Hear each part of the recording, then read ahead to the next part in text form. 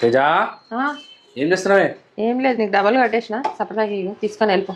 సరే తేజ, ఆ, చెప్పు. మన ఇంటికి రిలేటివ్స్ వస్తున్నారు. రిలేటివ్సా? ఆ. ఎవరు?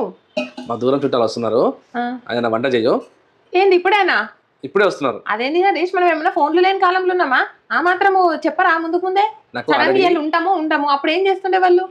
నిన్ననే చెప్పారు, నీకు చెప్పడం మర్చిపోయినా. నీ మతి మార్పు వల్ల నాకు ఏదో ఒకటి పెద్ద పెంట చేసి పెడతావు తీ. నాకు తెలుసు కానీ సరే ఇప్పుడు ఏదో ఒకటి తెచ్చి. ఏదో ఒకటి ఎట్లా వేస్తా, చింతపండు సారు ఉంది చెప్పాడన్నా.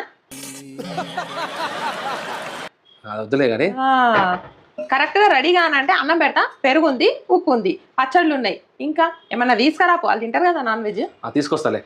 అయినా సడన్ గా చూడండి అది నాకు అర్థం కాదు. ఇక వాళ్ళు సడన్ గా ఇక్కడ ఏదో వర్క్ ఉందంటే వచ్చారట, ఫోన్ చేశారు. సరే నీ మతి మరపున వల్ల వాళ్ళని ఎందుకు అంటాం కానీ ఏం తెస్తావు ఇప్పుడు పోయి? చికెన్ తీసుకొస్తా.